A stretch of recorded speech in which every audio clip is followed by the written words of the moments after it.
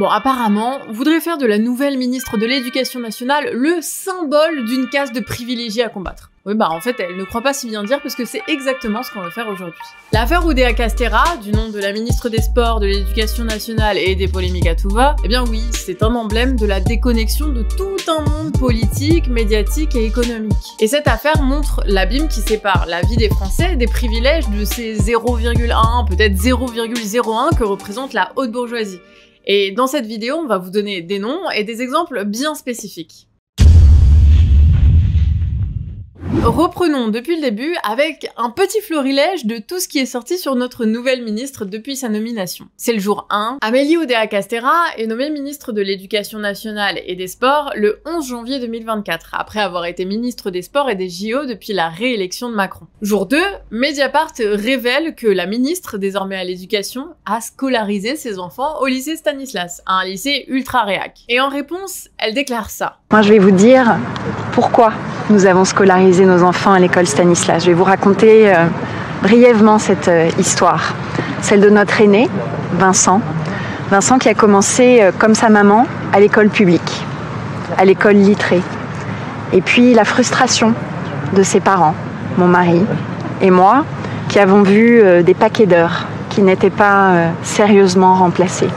Et à un moment, on en a eu marre. Jour 3, les syndicats des enseignants du public sont déjà remontés à bloc, considérant que c'est une insulte, un dénigrement de l'école publique. Jour 4, Libération révèle le témoignage de l'institutrice de son fils à l'école littrée. Vincent Oudéa Castéra n'y est resté en fait que 6 mois, et dans la période, il n'y a eu aucun problème de remplacement. Jour 6, la nouvelle ministre se rend à l'école littrée sous les huées pour s'excuser.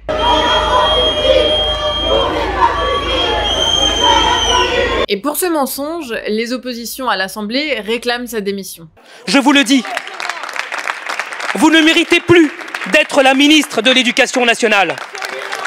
Même jour, Mediapart publie le rapport sur Stanislas, qui l'enjoint à respecter la loi et arrêter les discours homophobes et anti-avortement. Jour 7, Oudéa Castéra prétend qu'il n'y a qu'un seul cas d'homophobie dans le rapport publié par Mediapart. Mais c'est encore un mensonge, puisque l'enseignement en lui-même est homophobe et misogyne. Mediapart publie des extraits de cours de 2013. Les personnes homosexuelles dans le milieu se détestent. En général. L'amitié est très difficile. C'est-à-dire que tout de suite on passe au cul, mais l'amitié est très difficile et ça dit quelque chose de la nature idolâtre du désir homosexuel. Les cercles lesbiens, waouh, c'est des harpies. Je crois qu'il y a beaucoup, en tout cas il y a 80% des personnes homo, chez elles c'est pas très profond et que c'est plutôt une mode, c'est plutôt une circonstance ou le fait qu'elles n'ont pas rencontré en fait la personne qui va les guérir. Jour 10, ça commence à bouger chez France Télévisions où officie Nathalie Saint-Cric, qui se trouve être la tata de la nouvelle ministre. Par la même occasion, Amélie Oudéa Castéra, c'est aussi la cousine de Benjamin Duhamel, et donc la nièce d'Alain Duhamel, qui officient tous les deux à BFM TV. Et chez France TV, les journalistes pensent à raison que leur travail est discrédité par ce lien familial. Le même jour, Mediapart révèle que le fils de la ministre a bénéficié d'un contournement de Parcoursup pour obtenir sa prépa dans le fameux lycée Stanislas où il est déjà. Bon après, c'est une pratique que le lycée renouvelle tous les ans. Ah, l'égalité des chances, c'est beau. Jour 11, Le Monde annonce la publication d'un rapport assez grave concernant les fédérations françaises de sport. C'est un rapport qui épingle copieusement Oudéa Castéra en tant qu'ancienne présidente de fédérations surpayées, mais qui s'augmente quand même et qui est recrutée sans entretien. Mais aussi comme une ministre des Sports depuis 2022 qui reste assez peu encline à faire des efforts sur la prévention des violences sexistes et sexuelles. Dans le même temps, le directeur de l'école Stanislas s'exprime sur BFM et par un heureux hasard certainement, il a exactement la même défense que la ministre. Bon, par contre, nous, ce qu'on a retenu, c'est qu'il a dit ça. Donc, ils sont contre les valeurs de Stan, ces propos? lesquels? Ceux que je viens de vous citer. Contraception chimique dangereuse, homosexualité est une maladie, l'avortement, c'est tuer volontairement une personne innocente. Ça n'est pas de cette manière-là que nous abordons les sujets. Oh, je vous pose cette question. Est-ce que c'est contre les valeurs de Stan? Je suis en train de vous répondre. Les valeurs de Stan, ce sont les valeurs d'une école catholique. Les valeurs d'une école catholique sont référées à l'Évangile. Bien. La question de Stan, c'est pas une question de savoir si on condamne l'homosexualité ou pas l'homosexualité. Sauf que c'est un délit. L'homosexualité aujourd'hui... Ce n'est pas un délit, l'homosexualité aujourd'hui. Non, la condamnation et dire que l'homosexualité est une maladie... J'entends bien. C'est bien pour ça que ces propos ne sont pas acceptables. Voilà. Donc ils ne sont pas fidèles à vos valeurs. Ils ne sont pas fidèles à l'obligation légale, d'ailleurs, surtout. Mais vous les partagez sur le fond. Vous venez de la rappeler. Vous les partagez sur le fond. Mais sur le fond, c'est pas la question. Vous avez bien entendu, hein. Franchement, on met les mêmes propos dans la bouche d'un directeur d'école musulmane. Je pense qu'on a les médias en boucle pendant au moins 3 ans sur le séparatisme islamique, hein. J'abuse à peine. Jour 12, la Tribune de Lyon nous apprend qu'en plus des 500 000 € bruts touchés en tant que présidente de la Fédé de tennis, Amélie Oudéa-Castéra, elle a touché 53 000 € en plus en tant que membre du CA du groupe industriel Plastic Omnium. Jour 13, Mediapart nous apprend qu'Amélie Oudéa-Castéra a choisi que ses fils soient dans des classes non mixtes, c'est-à-dire dans des classes de garçons uniquement. Oui, ça existe encore. Bon, en tout cas, pour une ministre en charge de la mixité scolaire, c'est quand même fort, hein. Pour éviter les questions des journalistes, elle décide de se rendre en catimini dans un collège sans prévenir personne au département, sachant que le département étant le propriétaire des collèges, voilà, c'est une cachette. Jour 14, il est bien reconnu par le gouvernement qu'Amélie Oudéa-Castéra et les élèves de Stanislas bénéficiaient d'un contournement, hein. Voilà, un petit privilège dans l'enfer de Parcoursup. Jour 21, Amélie Oudéa-Castéra, elle aime pas qu'on la présente comme une représentante d'une caste privilégiée, hein. Non mais qui ose faire ça, Oudéa? Alors que franchement, tu te sacrifies pour nous chaque jour, chaque minute, chaque seconde. C'est pas du tout comme ça qu'on te voit. Et le sujet, c'est la passion, c'est l'investissement. Si je rapporte ma rémunération actuelle au volume d'heures que chaque semaine je m'enfourne en bossant jour, nuit, week-end, je suis pas bien payée. Bon, et le même jour, il y a Mediapart qui remet le couvert en révélant les liens de la ministre avec l'école privée hors contrat Diagonale et son envie de forcer le passage sous contrat de cet établissement qui accueille des sportifs et ne respecte pas les horaires imposés aux élèves partout ailleurs. Et jour 28, Amélie Oudéa-Castéra est débarquée en obtenant le record du passage le plus court à l'éducation nationale. Merci encore à toutes et à tous, et à bientôt. Hasta la vista, Amélie. Bon, mais ce qui étonne dans toute cette affaire, c'est quand même qu'on se retrouve avec un feuilleton où on a quasiment chaque jour un nouveau morceau qui enfonce le clou, hein. Mais pas du tout le contenu par contre. Bon, on le sait depuis longtemps qu'il y a au gouvernement, dans les boîtes et dans les médias, ces bourgeois extrêmement riches qui ont leur lieu de vie, leur école, et qui naviguent dans leur petit entre-soi parisien. Et promis, le canard, même avec des vestes comme ça, n'est pas du tout dans cet entre-soi consanguin au dernier degré. Nous, on est indépendants, on est libres et on fait même des émissions quotidiennes sur Actu Réfractaire, alors allez vous abonner. Bon, alors ce qu'il faut savoir, c'est qu'Amélie Oudéa-Castéra, elle est de famille, avec la dynastie médiatique du Hamel. Mais en réalité, elle est un exemple assez saisissant de ce qu'est la bourgeoisie aujourd'hui. Amélie Castéra a son bac au lycée Jean de La Fontaine, un lycée du 16e arrondissement de Paris, l'arrondissement le plus riche du pays. Ensuite, elle fait Sciences Po, puis l'ESSEC, une grande école de commerce, et en 2004, elle sort de l'ENA. En 2006, Amélie épouse Frédéric Oudéa, un ancien conseiller au budget de Nicolas Sarkozy, devenu en 2009 directeur financier de la Société Générale, puis en 2023 président du CA de Sanofi. Et pendant ce temps-là, Amélie est nommée à la Cour des comptes, puis chez les assureurs AXA, chez qui elle restera pendant 10 ans, puis chez Carrefour, et enfin à la Fédération de tennis, c'est là que, vous savez, elle aura ses 500 000 € par an. Bon, en bref, elle passe du public, la Cour des comptes, au privé, AXA et Carrefour, puis au public, à la Fédé, puis enfin au gouvernement. Bon, de toute façon, par les Duhamel, sa famille est dans les médias, et par son mari, dans les grands groupes, hein. Donc on pourrait parler de pantouflage ou de consanguinité, mais Nicolas Framont, qui est sociologue, décrit ces liens comme ça. Sous le macronisme, la symbiose est totale. Nos ministres sont d'ex-cadres supérieurs du capitalisme privé. Ils sont ministres et puis ensuite ils repasseront dans le capitalisme privé. Macron, quand il sera plus président, je suis sûr qu'il sera au conseil d'administration de tas de grosses boîtes. Le pantouflage est quasiment érigé en vertu, quoi. Mais voilà, donc c'est même dur de parler de pantouflage, puisque de toute façon, c'est une seule et même classe qui s'est partagé les rôles. Mais Amélie Oudéa-Castéra, c'est pas du tout la seule dans cette situation familiale qui paraît particulière. Alors, faisons quelques portraits de la bourgeoisie d'aujourd'hui. Gabriel Attal, c'est le fils de Yves Attal, une personnalité médiatique et culturelle qui est aussi avocat, et le fils de Marie de Couris, issue d'une famille monarchiste russe. Alors, il fait l'école alsacienne, et puis Sciences Po, évidemment, et sa grand-mère est Anne-Marie de la Forest d'Yvonne. Voilà, un nom de famille issu de la noblesse d'Ancien Régime, en gros des proches de Louis XV. Et par cette grand-mère commune, Gabriel Attal est donc le petit cousin d'Apolline de Malherbe, intervieweuse phare de BFM et RMC. Et merde, il fallait annoncer l'actualité va te faire foutre.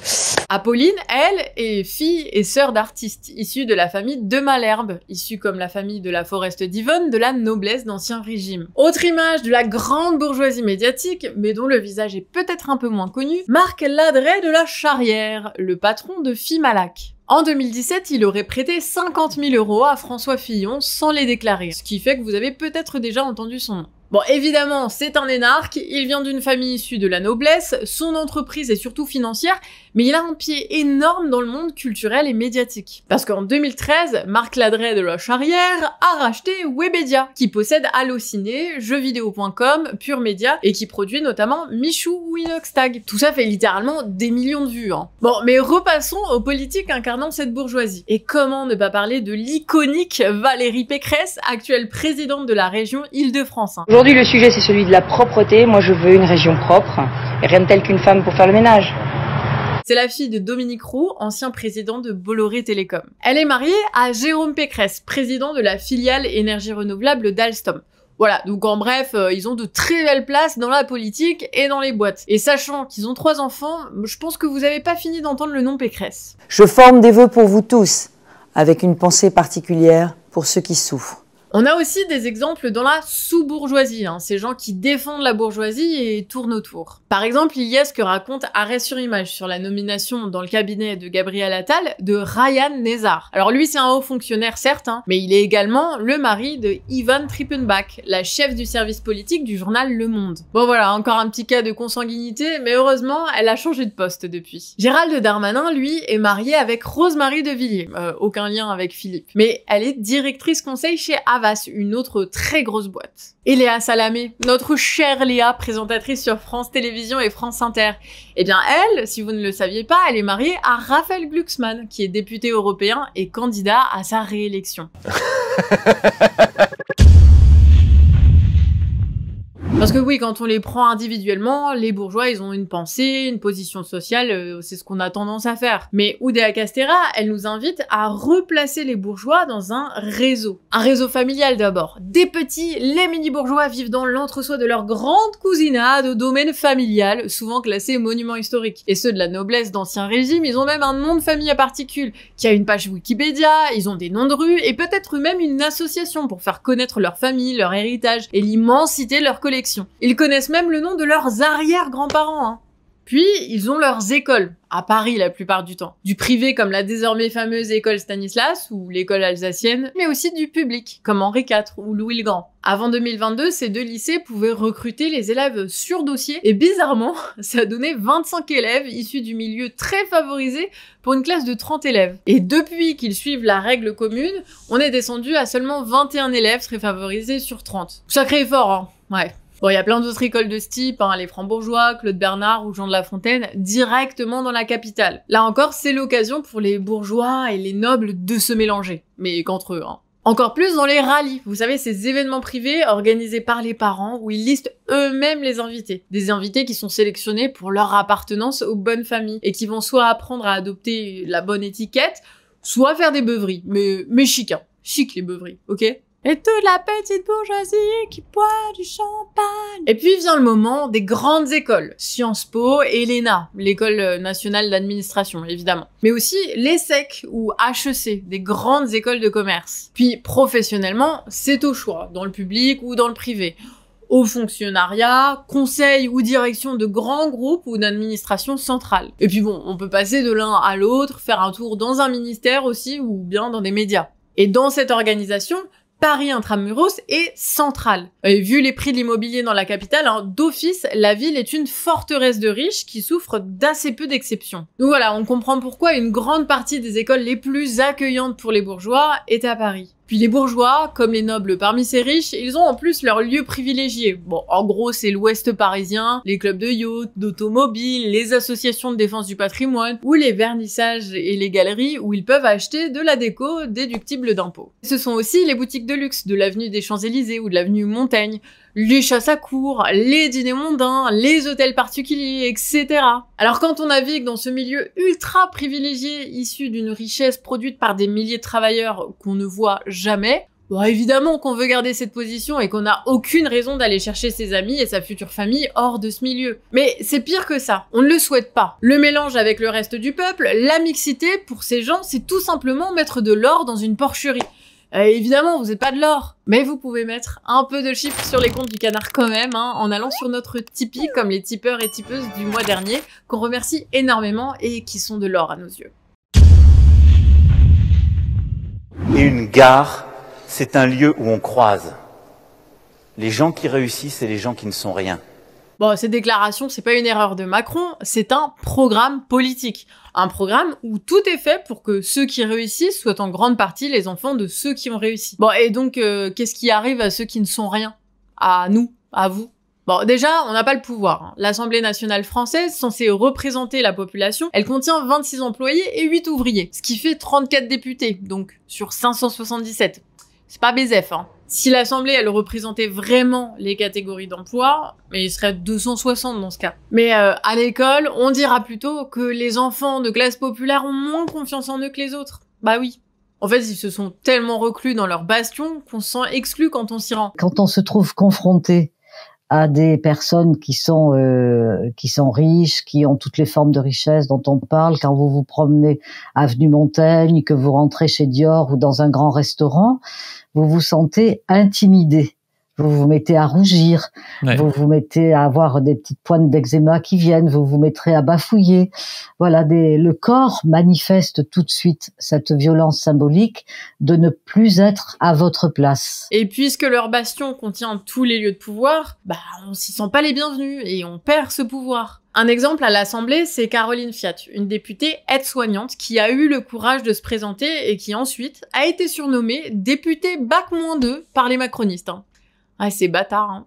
En fait, ils nous ont en horreur, hein, nous, le peuple. Ils nous considèrent seulement, avec mépris et condescendance. Mais parce que ça leur permet de contenir l'exploitation de masse qui les sert. Bon alors nous aussi, hein, on leur fera une belle loi séparatisme, hein, parce que en fait c'est eux le séparatisme, c'est eux qui ont en horreur la République et ses citoyens, c'est eux qui vivent selon leurs propres lois dans des zones de non-droit où l'ancien régime n'est pas encore tombé. Le séparatisme bourgeois, ce sont ces écoles, ces réseaux, ces entreprises. Et si on veut lutter contre cette caste qui nous gouverne, on sait exactement où taper. Dissoudre leur réseau d'influence et reprendre la main des grandes entreprises. Et pour éviter que ça recommence, on pourrait mettre des plafonds de revenus pour intervenir à la télé ou à la radio, obliger les enfants d'ouvriers ou d'employés dans les établissements scolaires avec un nombre plancher par classe. Enfin voilà, des idées on en a plein. Hein. Et d'ailleurs, n'hésitez pas à donner les vôtres en commentaire. C'était Émeric à l'écriture, Nina à la présentation et Pixel au montage. Merci à vous tous et toutes d'avoir regardé la vidéo jusqu'à la fin. Du moins, si vous n'avez pas d'idée de loi contre le séparatisme bourgeois, vous pouvez mettre un petit Framont ou Pinson Charlot dans les commentaires pour montrer que vous êtes restés jusque-là. Voilà, c'est les sociologues qu'Émeric a beaucoup écouté pendant l'écriture. Et puis voilà, on se retrouve très bientôt. Ciao!